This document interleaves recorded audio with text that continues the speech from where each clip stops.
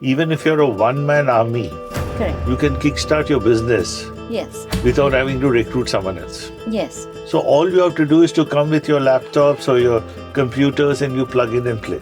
Start Okay. working. The co-working space takes it one step ahead because They're quite pricey, most of these co-working spaces. It can get expensive. it might not be easy, especially in a developing country. So as a landlord, how can I make my commercial property, retail property attractive? Anything which is sustainable, eco-friendly will command its own premium in a way or its own demand. Yes. As I said, I feel this is the future. Welcome back to another episode of Prop Sutra with Balaji Rao. Prop Sutra is presented to you by Prop News Time. In part 2 of our series on serviced real estate, we talk about what serviced real estate is in the commercial and industrial sectors. Welcome back, sir. Thank you. So in this segment, I would like to talk to you about property as a service in the commercial and retail sectors. My first question is, can you tell us about co-working spaces?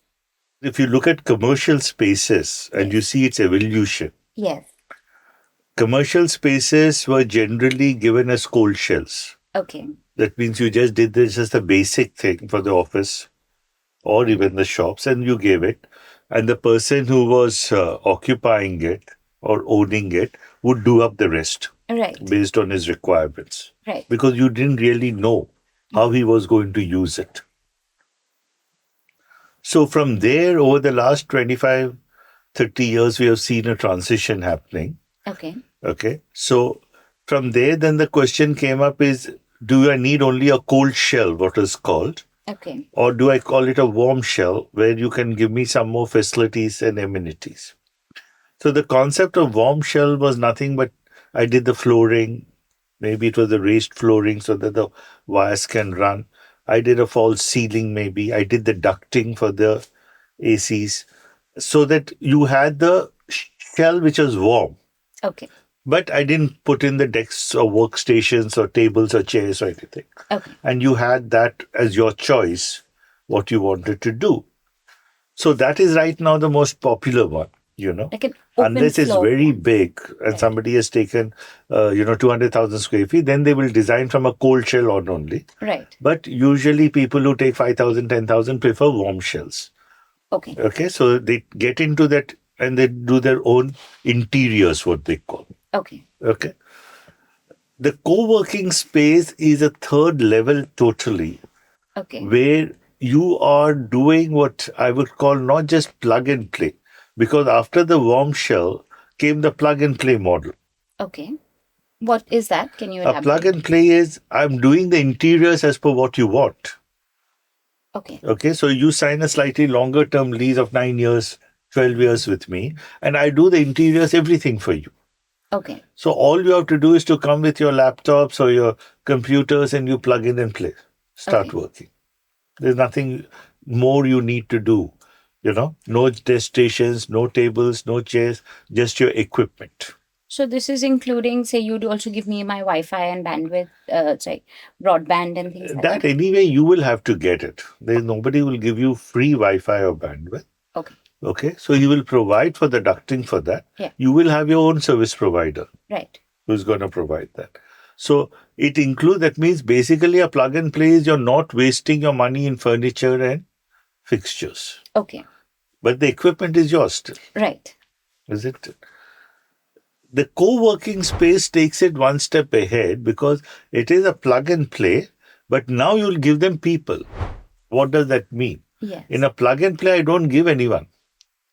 The security is not mine. Once you have taken it, you have to keep it secure. No? Yes. You have to post your security guard if you want. Correct. You have to have a janitor to clean your toilets. Yes. You have to have someone in the pantry to give you tea and coffee if you want. Yes. Correct? In a co-working space, Yes. I am giving you these people. Okay. You don't need a security guard. Right. You don't need a janitor. Right. You don't need a pantry boy. Nothing. Mm-hmm. Everything is provided. You come in with your laptop, whatever you want, you do, plug it. And there you might even get your Wi-Fi. We might charge you separate for it based on usage, or it might be included.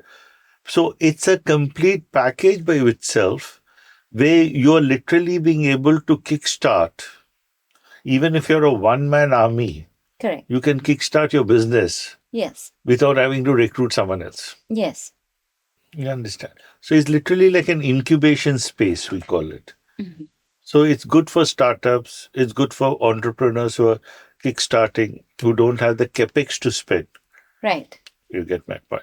So that is the concept of a co-working space, a space where you're sharing it with others, because as a one-man person, the whole office can't be around one person. So there'll be 10 other people like you. Correct. Somebody single, somebody with two people, somebody with three, somebody with one.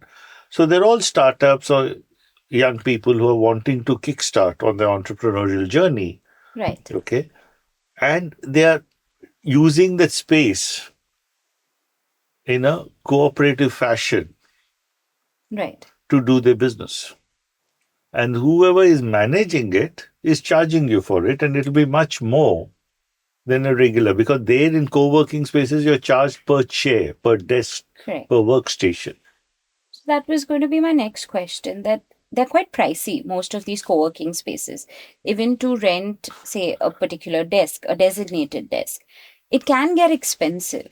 Do you, but I would ask you, is it worth incurring that cost? Let me put it this way. You're a gamer Yes. and you have thought of a great game idea, and you're a coder and you want to start doing that game, writing up the game. You're a single person. You can do it in your house, no doubt. Yes. But you want a more professional, where your house is not giving you that requisite infrastructure. Correct. And this place can give you for 12 hours. For that one chair, we might charge you 10,000 rupees, for Yes. example. Yeah. Now, for 10,000 rupees, can you find a place to hire, No. do the furniture, fixture, services, persons, everything? No. Okay. So if you can start from your house or your garage, as some Yes. people, it's great, but not everybody can. You don't have the infrastructure for it. Right. It might not be easy, especially in a developing country. Right. So I can take then that one chair for 10,000 rupees and kickstart my business, which is not possible. So you might be thinking, why should somebody take 100 chairs? Right. Get my point? Which is a different issue. Why they take 100 chairs? He's experimenting before he moves to his own place. Mhm. Because if it doesn't work in 6 months, he might shut it down also. Okay? Yes. So there are all sorts of reasons for why people do it. Right. When it's temporary, when it's a project, when you're seeing whether that idea will really catch up, Right. whether your business will take off. But it gives you that option today. Yes. Otherwise, how does that person have an option? Right. It also gives you flexibility because, like you said, if your team is expanding, contracting. It gives you flexibility, naturally, because if you're expanding, contracting, you want to give up, you want to collapse, it gives you all the choices. No? But at the same time, you're getting the best of facilities. So it's low commitment also. In terms of with a lease, a standard lease, you would have to make a commitment for a year, 3 years. Yeah, here also there's a commitment, but it might not be in years, it might be in months. How would property as a service work in the retail space?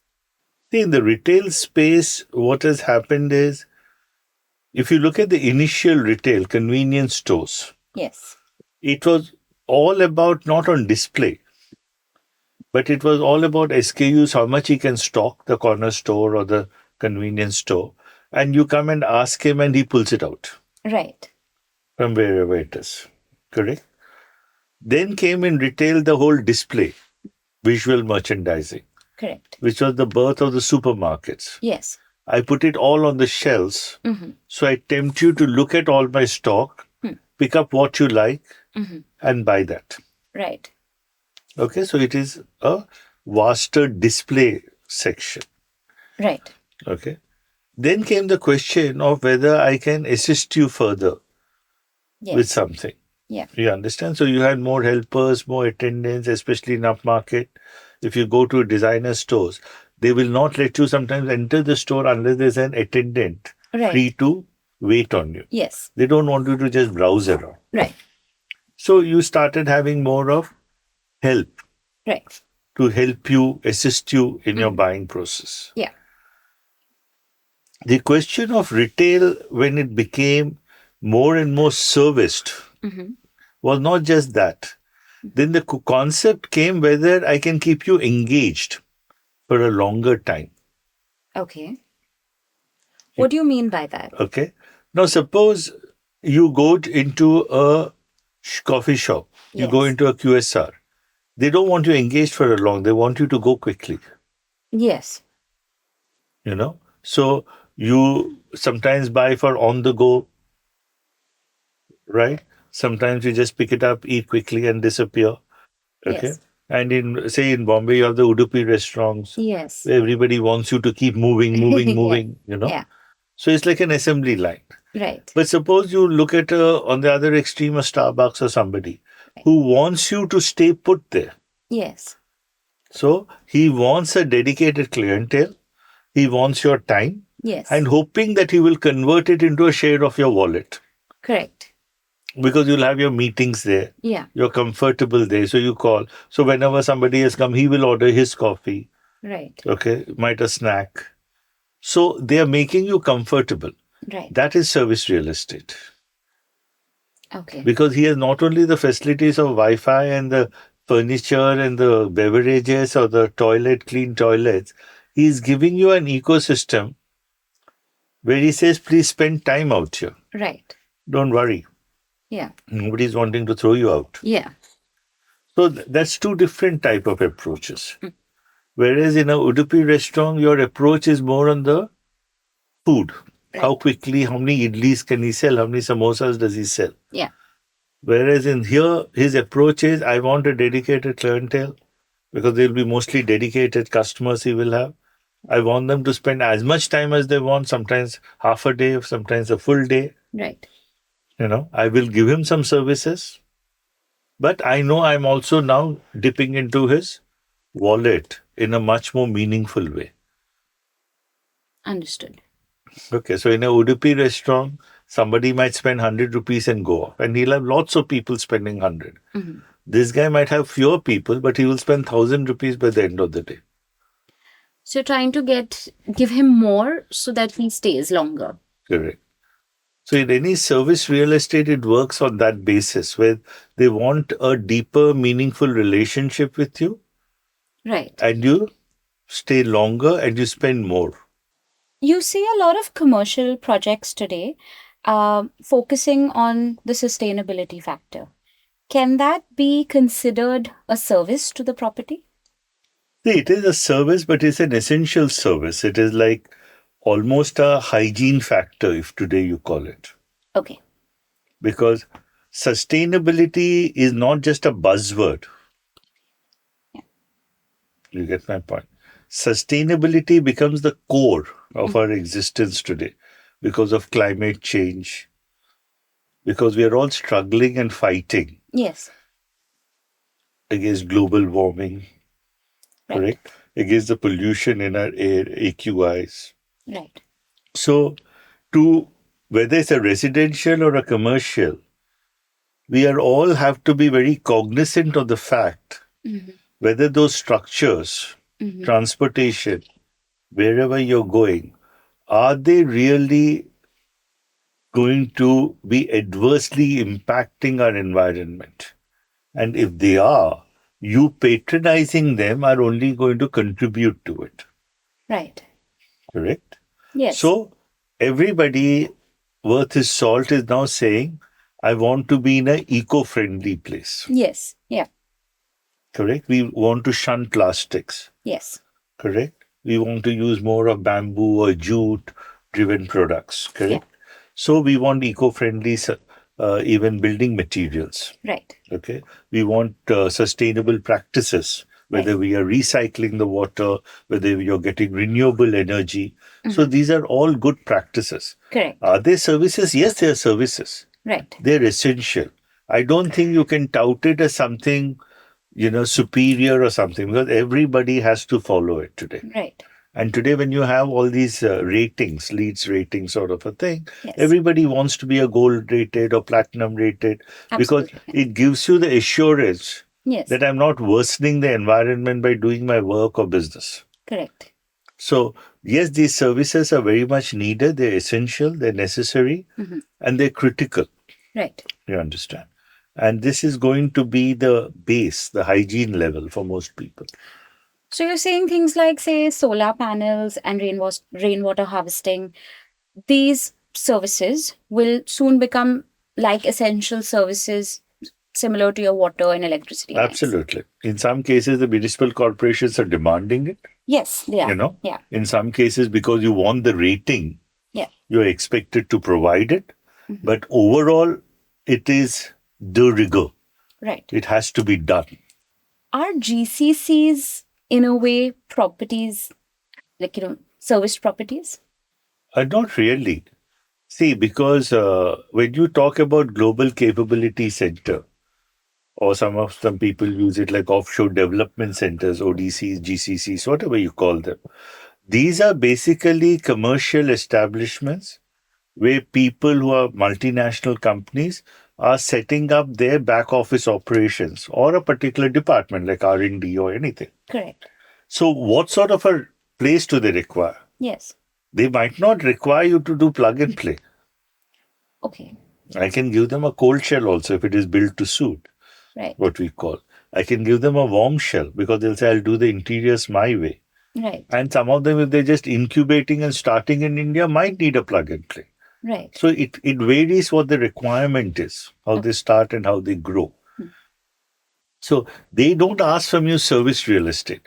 Service real estate is more for the startups and for the people who are experimenting. Okay. A GCC, if is experimenting, Right. and somebody says, look, I just need a 50-seater and I don't want to get into the hassle of a long-term lease, then he will go to a co-working space and say, I want 50 seats. Right. And he'll give him a small section of a floor. Right. You understand? So that is a service real estate. Okay. Whereas a GCC, though he's providing services to somebody, doesn't become a service real estate because of the work he's doing. Okay. The landlord is not giving him the services. So as a landlord, how can I make my commercial property, retail property attractive? Well, I think the first attraction, besides all the location and the Yes. quality and everything and the pricing, the most important is what you just referred earlier, sustainability. Okay. Anything which is sustainable, eco-friendly, will command its own premium in a way, or its own demand, Yes. because people want to be there.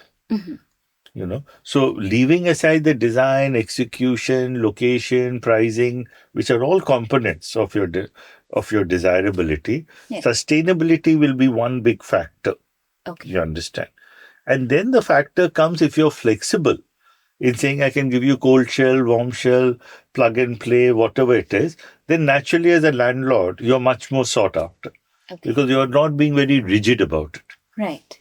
Can cloud kitchens be considered serviced properties? No. I think you're confusing the two things. You're looking at what you're going to do in the real estate. Yes. And you're thinking if I do service in real estate, it's service real estate. And if I do manufacturing, it's a factory. But service real estate doesn't mean that. Service real estate means what am I giving you? You understand? What is the landlord giving you?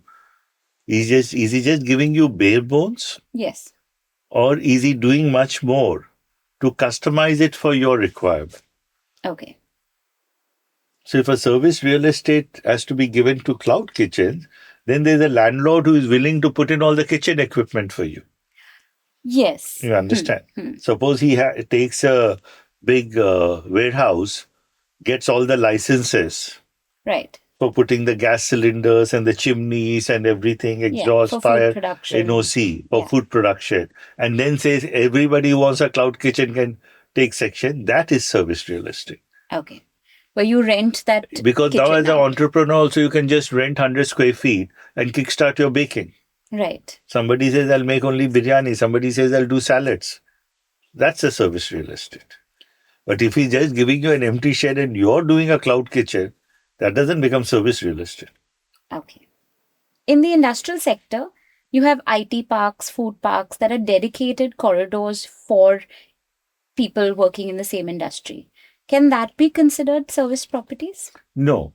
Because you see, when you create a food park or an IT park or anything, you're creating an ecosystem. Okay. It helps in your supply chain Right. because there are all sorts of people. Suppose I do a auto park. Right. That means there are all sorts of auto part manufacturers who come there. Okay. How does it help? It creates a good ecosystem. They can help each other. Vendor, it can be similar to some of them. Their suppliers or their customers can be similar. They can come and pick up various parts. So it helps in creating that whole ecosystem for an industry.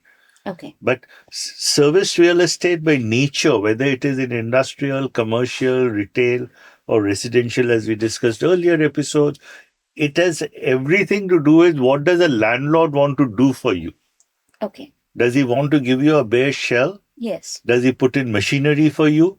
Yeah. So even in a warehousing, for example, Yes. if a landlord is willing to put in the hoists and the cranes and all the shelves and the racks, then it is serviced. Okay. Because you can just come and start doing it. But if he just gives you an empty shed, it's not service real estate. He's Right. telling you, you put up your racks. No? Right. You put up your hoists and chains and conveyors. You understand? So it comes in useful only when he can do something which everybody else requires. What are your closing thoughts on this subject? How do you see service properties evolving over the next decade? As I said, I feel this is the future. Okay. Property as a service, whether it's residential, commercial, sometimes industrial, warehousing, it will become a feature where people are demanding from landlords more than just the real estate, and they're willing to pay more for it. Okay. So your yields also go up from a landlord's perspective. Right. And from a customer perspective, his capex is then useful for more of his operational needs rather than for real estate needs. Okay.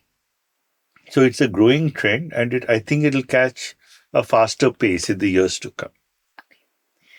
And do you see technology being the driver of services? See, technology is a driver of everything today Okay. because technology is speeding up things, giving you better analysis, better feedback loops. Yeah. So is technology going to be a backbone of everything in life? Yes, literally. So this is not going to be any different. Thank you so much, sir. You're welcome. That's a wrap for this week's episode. Thank you so much for tuning in. Don't forget to share, like, and subscribe, and hit the bell icon for regular notifications. If there's something you'd like to hear us talk about, do let us know in the comment section below. Until next week, thank you so much for tuning in.